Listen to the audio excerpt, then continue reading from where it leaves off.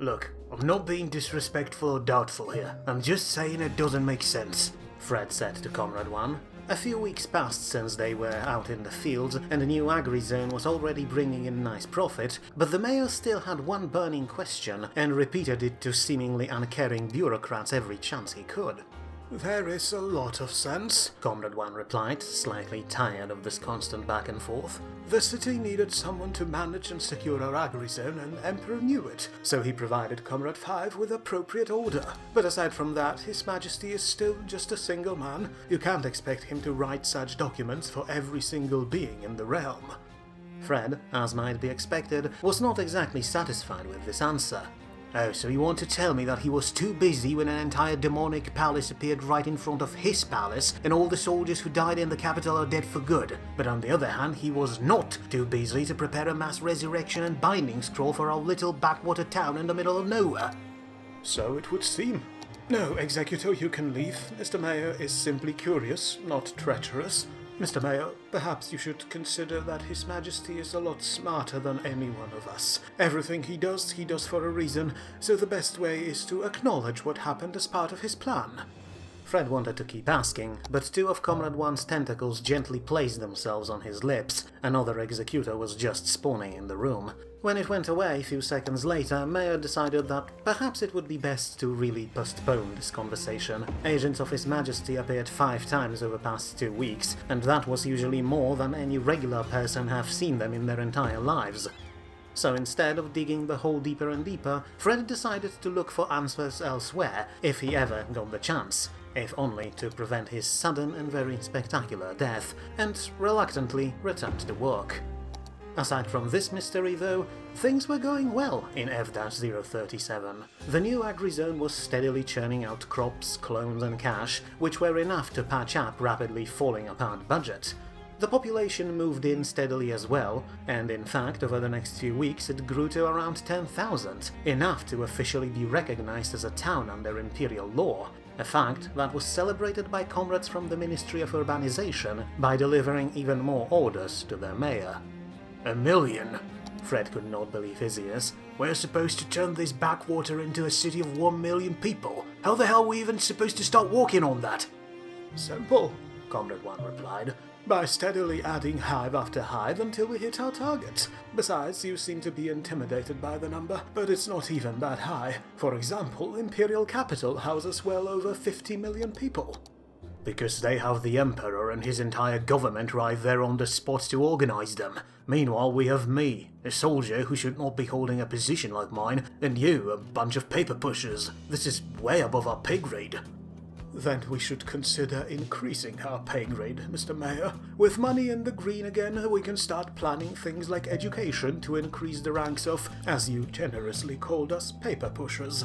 Aside from that, the area is known to be quite rich in natural resources, so we can provide many jobs that way. And finally, it was His Majesty himself who deemed this place worthy of such a number of citizens. Wait, he did? Fred could not believe that the Emperor cared at all about F-037. Oh yes, very much so. Comrade 1 seemed quite proud of that fact. In fact, he even mentioned once or twice that once this place truly looks like a city, he may even consider an official visit. Fred's jaw dropped to the floor. There was no other way to describe it. Seeing it, other comrades walked up to him to congratulate him, clearly believing that this honor simply rendered him speechless. In truth, however, Mayor's head was filled with completely different thoughts. Until this moment, Fred truly hoped that this little bureaucratic adventure would be nothing but a small and short episode in his life. But now that the Emperor himself was involved, he could kiss his peaceful retirement goodbye. He briefly considered just running away right there and then, but he knew it wouldn't change anything. He was now officially chained to the gelatinous, indescribable mess that was Imperial government, and if he so much as thought about cutting loose, there would be hell to pay. There was a resignation procedure, of course, but he took one look at the amount of paperwork required for it and dropped the idea immediately. He would probably die of old age way before all documents were approved. So instead, Fred decided to take a break and relax by taking a walk outside by the lake, something he always liked to do to clear his mind. Unfortunately, this time he returned back home after about 3 minutes, his face red with anger. Oh, for... he began, staring coldly at the bureaucrats who turned his dining room into their literal ground-level office. "I can't even hear myself think out there because of all the car horns blaring all the time. And actual horns. And even if they go quiet for a second, it wouldn't change a thing because you bastards decided to drop a bloody industry district right next to my home." Of course, that is the way to ensure its efficiency, Mr. Mayor, Comrade 1 replied, slightly surprised by the sudden eruption of anger. "These initial industries are crucial to the operation of the city, and so you, as a mayor, should be able to inspect them at all times to remind workers there of their duties." Wait, so now you say I'm supposed to go visit factories and crack the whips to make people work faster? No, of course not. You could, but it's the very the very possibility of your visit that keeps everyone working optimally. Fine. But did you really also have to put the crematorium there? We had no chance to use it so far, sure, but I'm not looking forward to the smell. Oh, you needn't worry about that, Comrade 1 said reassuringly. There will be no corpse smell, for no bodies will ever be burned there. Then why the hell do we even need a crematorium then? Why, to process Imperial citizens for the last journey. Surely you have noticed that the facility is right next to the dimensional trash dispenser, right? But that crucible doesn't just dump our waste into some black hole. It also employs a number of golem workers who recycle whatever they can. Very useful thing, those dimensional portals. Toss an empty can into it, set for an appropriate dimension, and it will fall out 10 seconds later, deconstructed into its basic components. Very fancy stuff. And as you know, His Majesty hates waste, so he decreed that, after their final and irreversible death, all citizens should be transported to the Crucible so that they could serve the Empire one final time. The crematorium simply stores all the material we gain from it. Fred nodded to that appreciatively. It was truly a very efficient use of death, and it prevented any further undead uprisings. Unfortunately, all this meant that there was probably no chance for him to get rid of the factories in front of his house, so he redirected the conversation under the topic of transport, which, as he noticed, instantly made all the comrades shiver in fear at the mere thought of it. Right. So I guess I can take lack of corpse smell, and the clang of factories can be quite soothing sometimes, but could we at least try to do something about the traffic then? You don't have that much people. Shouldn't be too hard to get some buses going to get those traffic jams sorted out at least a little bit. If only it was so easy, Comrade 1 replied, shaking his head with resignation. But it's not that simple as just buying a bus and setting up a route, not with our citizens being so diverse. First and foremost, it would be difficult to even convince them to use public transport. For example, Deadlanders are dead set, pardon the pun, on travelling everywhere in their chariots. Frostlanders and Firelanders obviously can't share the same ride without either melting or evaporating. And of course, our federal friends consider all traffic laws to be, as they say, invasion on their freedom, and insist on moving around in oversized trucks and ignoring every traffic light in existence. If you tried to herd them all into a single bus, you'd end up causing a riot.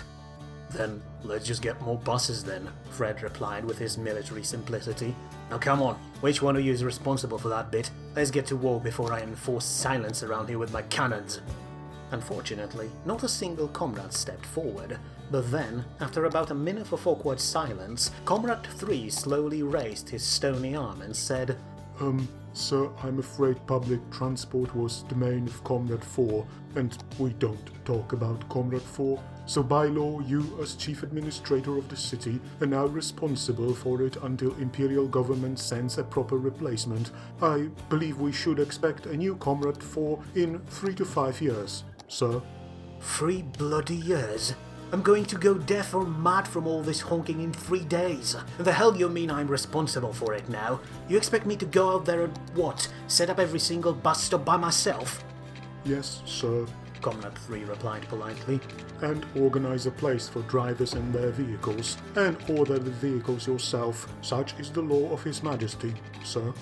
Fred worked in logistics for a while back when he was in the army, but this was not exactly in his realm of expertise, a fact he immediately shared with his council. You should consider yourself lucky, Mayor, Comrade 2 said with her usual mocking smile. Just a few years ago, other mayors also had to plan every single sewer and power line. You're getting off easy. Regardless of that, it is understandable why the mayor is not happy with it. We really should have someone with knowledge about the topic to deal with it. Comrade 1 tried to bring the conversation back on track. Unfortunately, because Comrade 4 is no longer present, we have no such person. But I'm sure you'll find plenty of educational material on the matter in our library you so generously decided to build, Mayor. For a second, Fred wanted to argue, but then he remembered that silence was mandatory in libraries and was enforced by law. A perfect chance for him to relax in peace, away from the constant banging outside of his window. And so he grabbed his coat, told the bureaucrats to make themselves at home, which they already did, but not to bother his wife, for their own good, and went for another walk. On the way to the library, he took a look at his city, which was now growing very nicely indeed, and crowds of people of all shapes and sizes moving around about their business. It was an odd thing to witness indeed. No other country in the world had such good relations with denizens of other planes as the Empire, and it was certainly unthinkable to see, for example, a Firelander, Frostlander, and a Deep One and a human sitting at a table in a cafe having a friendly laugh at something. In many other places in the world, such a thing would be considered insane, something that Fred was reminded of when he was reaching the library. A pair of Federals was standing on the walkway with big signs that said, "Imperials go home." He briefly considered trying to explain the mistake here, but decided against the idea. One look was enough to understand that all irony would be wasted on them. Oh well, they would eventually assimilate, he thought to himself. The Ministry of Assimilation would make sure of it. Regardless, his trip now over, Mayor Frederick entered the library and instantly remembered why he felt uneasy in these places. It was a large building, which looked old despite being built a mere few months ago, but it looked even bigger when you walked inside. Rows and rows and rows of bookshelves stood all around him, and you couldn't even see the end, even though clearly there should be a wall there somewhere. The sound was weird too, as if everything was muffled by some invisible blanket of cotton, but after listening to car horns all day, Fred appreciated it more than usual. But, more importantly for the matter at hand, the librarian was nowhere to be seen. There was a desk, of course, but no one was there. It was something Fred noticed long ago, when he spent many evenings in the Capitol Library learning for his exams. No matter how many librarians were employed, they were never ever seen next to their desks, always meandering somewhere amongst endless books.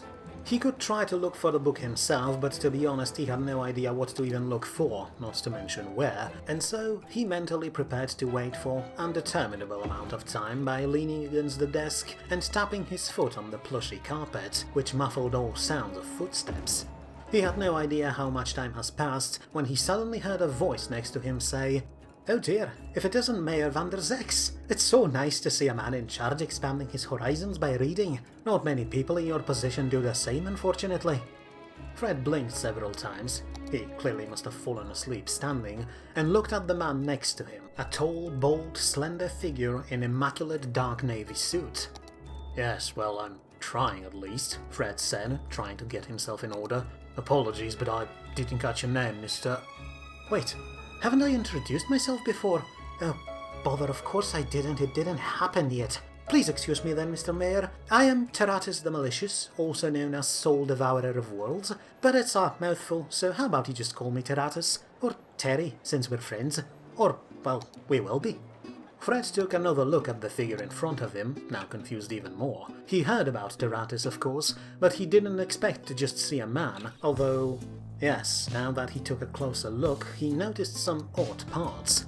Teratus's body proportions were a bit off. Not by much, but noticeably so, and when he moved it looked like a stop-motion picture. Additionally, his eyes were completely still and changed colors every second. Fred must have stared a bit too openly though, for the man said, "Dear me, I'm really bad at making three-dimensional bodies for myself, am I? I can't really bring my true form here, not without turning everything on this plane inside out or causing a panic, so I have to use this one. But as you can clearly see, it's not perfect. Still better than not using it, I'd say. Some more superstitious people probably wouldn't be too happy to know Soul Devourer is here, but to be honest, that nickname is not really fair. I only devoured souls of one world, and it was before I met your Emperor who asked me to stop. Really eye-opening experience that was.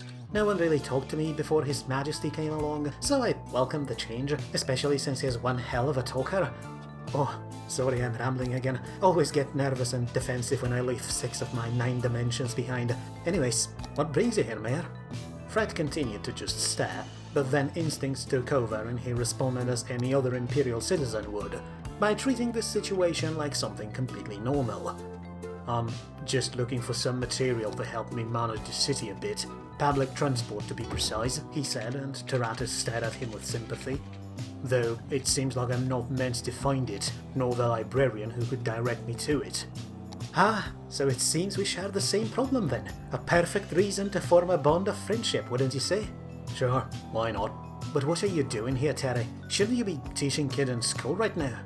As a matter of fact, I do that right now. I'm serving as a substitute teacher for Miss Brannigan, who had a bit of an accident last evening. She's a literature teacher and she succumbed to the urge and tried poetry. Bugger, Fred said sympathetically. Hope it wasn't too bad. Oh, it was, believe me, Taratus shook his head. She drank an entire bottle of wine and wrote romantic poetry. I will never understand why deep ones are so drawn to awful romances, but unfortunately for Miss Brannigan they are, which caused her to be indisposed for a while. No need to worry though, the doctors told me her condition is stable. She's very happy, very tired, but at least until all the tentacles are, extracted, she will have to remain in the hospital. She did sound very cheerful when she asked me to substitute for her though, so I'm sure she'll be fine. Physically, at least. Mentally, I'm afraid she may try romantic poetry again, but unfortunately there's no law that would prevent her from doing so.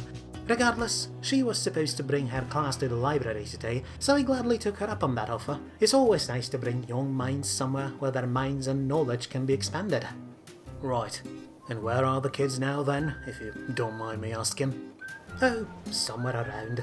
I asked them to look for the librarian because it's bound to be easier to find them with more people looking, but now that you mention it, I haven't seen any of them in a while. Oh, wait, no, there they are. Oh, bother. The kids suddenly appeared from amongst the bookshelves, led by one carrying a leather-bound tome that looked like it had teeth and was glowing with crimson light. The leading student was reading something from it in an inhuman voice, while the rest of the class was singing some otherworldly chant that sounded very much like steppe throat singing. Already weird particles were materializing in the air around this procession as kids moved towards the main lobby. Guess they found the forbidden section, Taratus said, slightly embarrassed. I love those curious young minds. Wait, Mayor, why are we running? Because there's a fountain in that lobby. A circular fountain which can serve as a magic circle. Ah, shite, too late, Fred said, as the kids finished their chant and were scattered in all directions by an explosion of a portal opening in the fountain. Oh my, Taratus said, taking a cautious step back behind a shelf. A pride demon. This day is going to be interesting. The beast roared and turned its gaze to Fred. It bared its fangs and screeched again, raising its claws high. It was all seemingly a foregone conclusion. In one corner, almost 5 meters of pure, scale-clad muscle with claws and fangs sharp enough to cleave a man in half with one swing, and in the other, a regular, unarmed human in shapeless grey suit. The beast screamed triumphantly again, assured of its imminent victory, and charged at the mayor, but what it could not know was that Frederick van der Zex wasn't just some random person. He was, in fact, a retired colonel of Planewalker Division, soldiers trained specifically to deal with otherworldly beings such as the one that rushed him now, and so its attack missed completely as Fred rolled out of the danger zone, grabbed a fountain pen from the nearest desk, and cracked his knuckles. Interesting, he replied to Taratus's earlier remark. This little bugger here is nothing. Hey, big boy, should've learned last time we came to invade your precious little hell. Now you're gonna have to get the painful lesson again. And with that, he ducked out of the way of another attack and stabbed the demon several times with the pen, each time striking exactly into spots between its protective scales. Moments later, one of Demon's arms went limp and it stumbled backwards, surprised by the ferocity of this assault. Impressive, Taratus said, clapping. I had no idea you can fight like that. Always thought you people fought demons with firearms. We usually do, but I left my rifle at home, Fred said, catching his breath. Been a while since he had to exert himself so much. They also trained us to fight barehanded, just in case. In fact, He used this lull in combat to quickly scribble some runes onto his knuckles, and then bum-rushed the demon and punched it square in the face, sending the lumbering creature flying backwards, toppling several bookcases. The beast was not done yet, however, and it roared again and prepared for another attack, but was interrupted by a quiet voice from behind the mountain of broken bookshelves. Excuse me, gentlemen?" A small woman in big round glasses emerged from this mess. "This is a library, gentlemen, so if you would be so kind as to keep it down, you're interrupting other guests." Other guests, to surprise of Fred, were indeed still there, looking at him and the demon with resentment. "Ma'am, in case you can't see, there's a demon here," he said, trying to sound as urgent as possible without raising his voice too much. "You have to evacuate the building."